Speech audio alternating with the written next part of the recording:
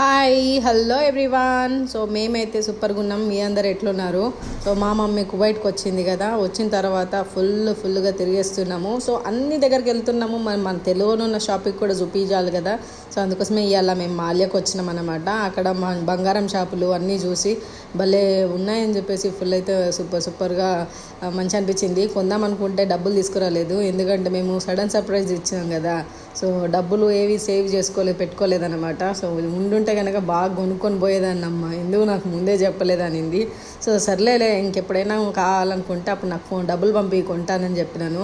So అక్కడ ఉన్న at least కొన్నైతే కొనలేం, కానీ అట్లీస్ట్ ప్రైస్ ఎంతో కనుక్కుందాము, ఎలాంటి డిజైన్స్ ఉన్నాయని చెప్పేసి తెలుసుకోవడానికి షాపింగ్ లోపలికి వెళ్ళాము. సో కొన్ని డిజైన్స్ అయితే చూసాము, నచ్చినాయి.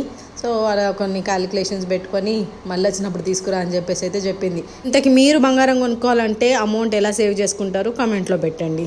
బాయ్.